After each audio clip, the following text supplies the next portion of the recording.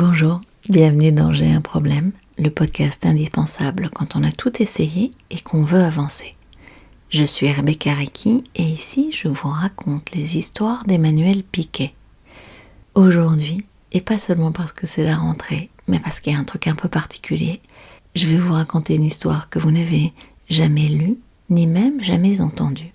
Et pour cause, elle est tirée du prochain livre d'Emmanuel qui s'appelle « Comment rater son couple à coup sûr ».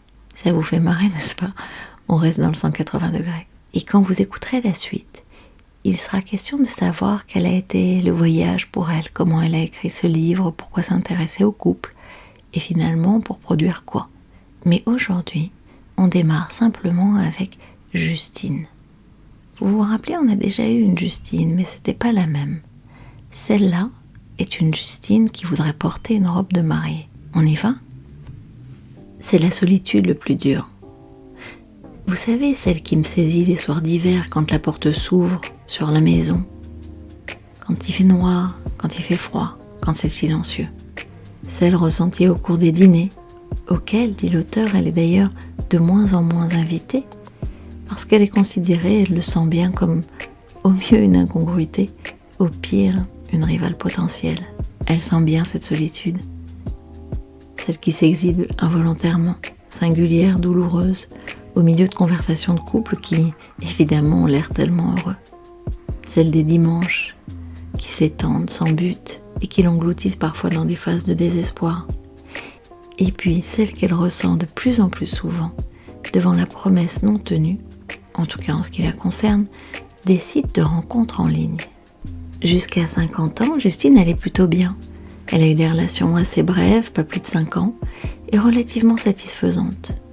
Sans qu'aucune pourtant ne lui ait laissé d'impression indélébile, positive ou négative. Une ou deux pendant ses études, puis une autre, la plus longue ayant été celle avec un collègue qu'elle n'a pas voulu suivre à l'étranger. D'ailleurs, elle ne le regrette que lorsqu'elle est totalement désespérée. Elle a bien eu quelques épisodes de célibat, entrecoupés d'épisodes purement sexuels et qu'elle a plutôt bien vécu. Et aussi une relation avec un homme très gentil, mais un peu ennuyeux, à laquelle elle a mis fin sans que cela génère de drame, ni pour elle, ni pour lui. En tout cas, de ce qu'elle sait. Et puis un jour, il y a eu cette phrase de sa tante, une femme de 80 ans, un peu acariâtre, célibataire depuis toujours, et certainement pour toujours, pendant un repas de famille. Le gros risque, c'est que je meure toute seule, décomposée et bouffée par mes chats, vu que personne ne vient jamais me voir. L'image a poursuivi Justine jusqu'au soir.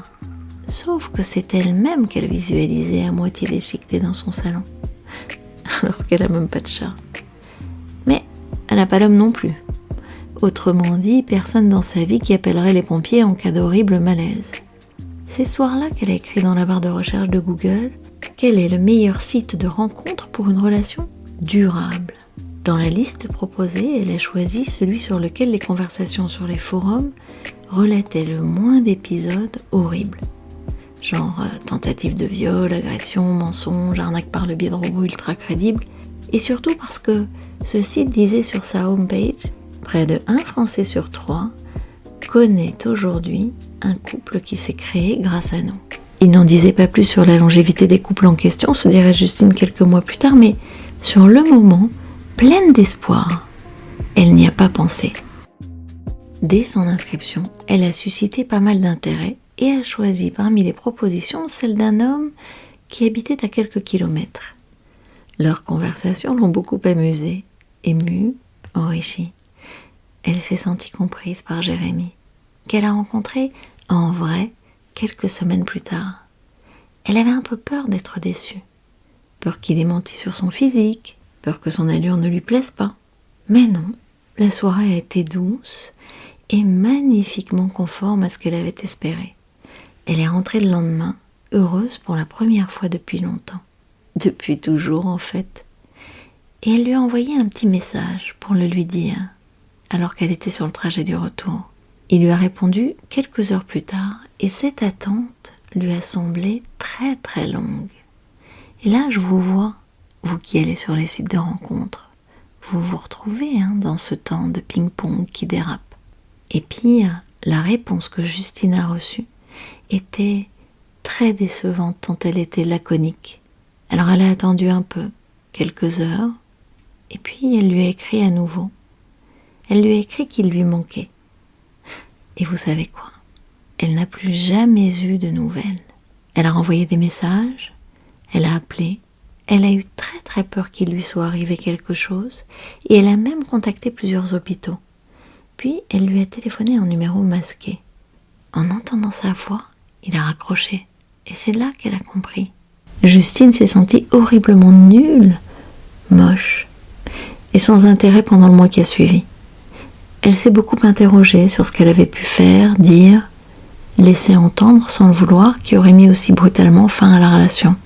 Elle s'est repassée dans la tête tous les moments de la soirée, des plus anodins aux plus intimes, a enfilé à nouveau sa lingerie de cette nuit-là pour voir à quoi elle ressemblait. Elle s'est trouvée grosse et puis molle. Elle s'est souvenue de cette phrase qu'elle avait dite sur Jean-Luc Mélenchon, et cette autre sur Trapenard. Sans doute l'avait-il trouvée à juste titre superficielle et bête, sans oser le lui dire. Elle a cherché Jérémy sur le site tous les soirs et n'en a retrouvé aucune trace. Elle a pensé à retourner chez lui pour qu'il lui explique ce qui s'était passé, mais elle n'a pas osé. Justine, pour être honnête, a eu peur d'entendre des choses blessantes. Elle est déjà à fleur de peau, elle a l'impression qu'elle n'y survivrait pas. Et puis, elle s'est dit qu'elle ne devrait pas perdre confiance ni courage, que d'autres hommes que Jérémy lui avaient manifesté de l'intérêt, qu'il fallait qu'elle persévère. Sinon, elle le regretterait sans doute. Elle a alors entamé une relation numérique avec Richard. Richard, très attendrissant, qui venait de vivre une rupture difficile avec son ex-femme, qu'il avait trompée avec l'un de ses amis. Comme je suis timide, dit-il, et que j'ai perdu toute confiance en moi depuis la trahison de mon ex, j'ai choisi les sites de rencontres pour trouver l'âme sœur, parce que je me sens incapable d'aborder une femme directement dans la vraie vie. Ce sont toujours les femmes qui me choisissent. Il a une voix douce. Ils se rencontrent quelques jours plus tard, après avoir beaucoup échangé, et Justine se sent comme responsable de penser des blessures de cet homme que sa mégère d'ex-femme a si horriblement traité. Sa reconnaissance très tendre est un bonheur pour elle. Ils dînent un premier soir, puis passent un week-end dans un charmant Airbnb que Justine a réservé. Le moment est magique. Ils ne quittent pas leur lit pendant le week-end, rient aux éclats comme des gamins, et Justine pense à faire un post Insta pour vanter le sérieux du site de rencontre. C'est le lundi qui suit ce moment idyllique que le cauchemar recommence. Impossible de joindre Richard. Justine se rend compte rapidement qu'il l'a bloqué de partout, et comme Jérémy, qu'il a disparu du site. Elle comprend vite cette fois-ci, et amère, elle contemple la facture soudainement exorbitante du week-end mensonger. Incapable d'aller travailler, elle explique la situation à son médecin généraliste qui lui prescrit un arrêt maladie d'1 semaine. Semaine qu'elle occupe à revisionner le film des moments passés avec Richard. Elle recherche des grossièretés, des laideurs, des manques d'intelligence ou de délicatesse de sa part. Et elle en trouve un millier qui la font à nouveau se sentir misérable pendant 2 longs mois. Ça, c'est typique des mecs, lui dit son amie Isabelle, psychologue, à qui elle raconte ces 2 horribles aventures à partir du moment où elle se sent évidemment un peu moins mal. Ouais, ça s'appelle le ghosting, c'est hyper pratique pour collectionner les aventures d'un soir. Tu baises et tu disparais sans laisser de traces. Comme ça, pas d'engagement, juste le pur plaisir. T'inquiète pas, ça n'a rien à voir avec toi. Quant à la façon de les repérer, c'est quasi impossible parce que, par définition, ils sont hyper malins. J'ai lu une étude qui disait que 1/3 des hommes ont ce profil, celui des pervers narcissiques, sur les sites de rencontres. Mais bon, statistiquement, ça veut dire que 2/3 ne sont a priori pas des ordures pathologiques. Donc, si mes calculs sont exacts, poursuit Isabelle, le prochain, ça devrait être le bon.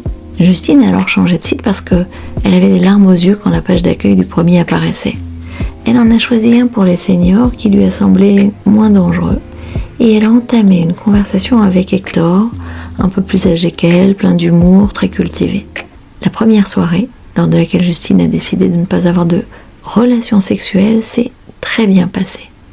Il a compris ses réticences lorsqu'elle lui a expliqué les 2 précédentes déconvenues, et ils se sont revus quelques jours plus tard. Justine, échaudée, a fait attention de ne pas le solliciter trop rapidement. ou trop fréquemment. Et ils ont pris l'habitude de se retrouver le week-end pour faire toutes sortes de choses. En vrai, Justine attend avec impatience ces moments de partage. Et les semaines lui semblent passer très très lentement. Bientôt, elle se dit que les week-ends seront toutes les journées de sa vie, quand elle emménagera dans la jolie maison d'Hector. Bah oui, ils en ont parlé au bout de quelques mois. Alors, elle résilie son abonnement sur le site de rencontres pour seniors. Mais voilà qu'Hector lui annonce qu'il doit écrire un livre qui va lui demander beaucoup de travail et qu'il devra y consacrer du temps les week-ends.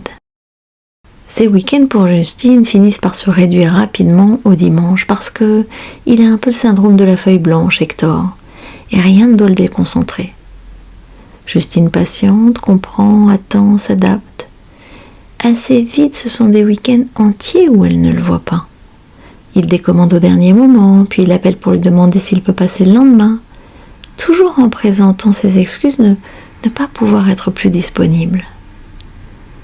Elle répond oui, invariablement par plaisir de le voir et surtout beaucoup par peur de lui déplaire et de perdre un peu plus les quelques miettes de sa présence.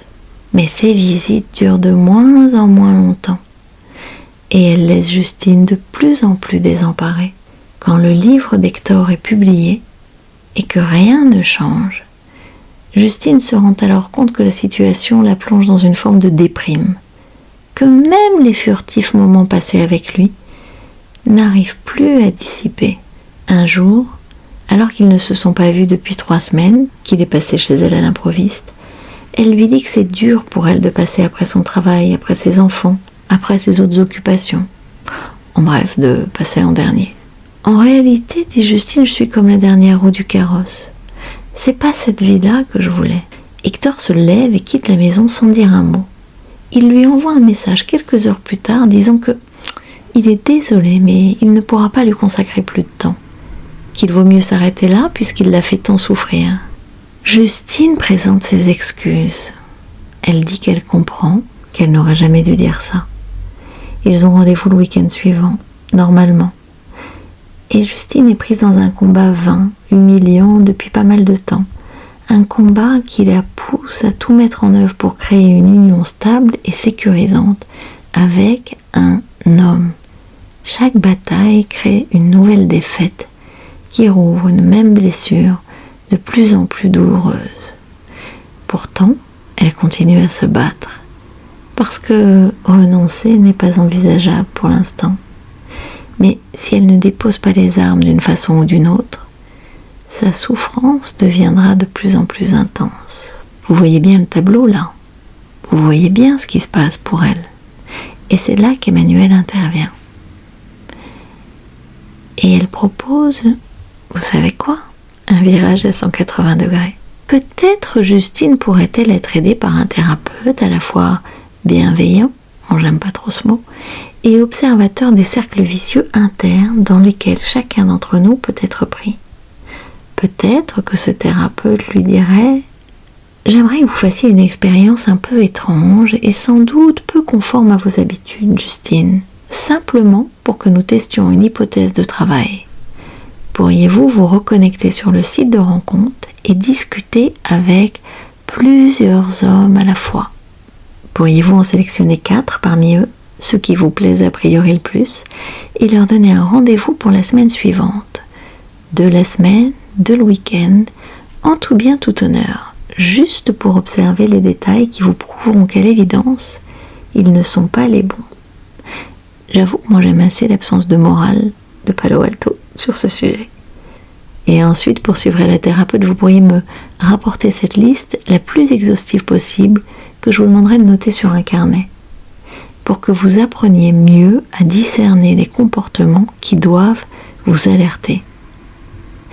Cet exercice signifie qu'il vous faudra annuler le week-end avec Hector, et pour faire cela, je vous propose de lui écrire par message que vous avez besoin de réfléchir à la suite de votre relation, et que vous préférez ne pas le voir pour l'instant.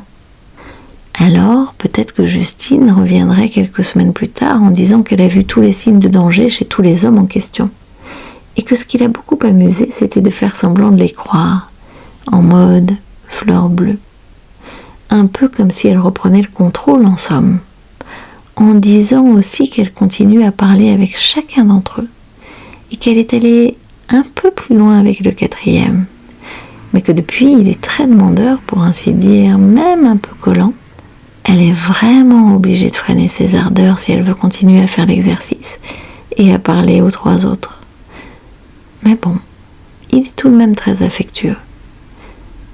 Peut-être dira-t-elle aussi que puisque Hector ne donnait que des miettes, elle avait décidé de les prendre au moment où elle en avait envie. Et que, avec cela, elle se sent beaucoup moins humiliée. Peut-être. Et puis, à la suite de cette histoire, à la suite du 180 degrés, Emmanuel raconte, explique avec pédagogie ce qu'il faudrait faire en pratique. Mais ça, vous le découvrirez dans un autre épisode. Merci d'avoir écouté cette histoire de J'ai un problème. On se retrouve pour la suite et la découverte de ce nouveau livre et de son intention, ses rouages, ses ressorts, ses outils. Bref, à tout de suite. Au revoir.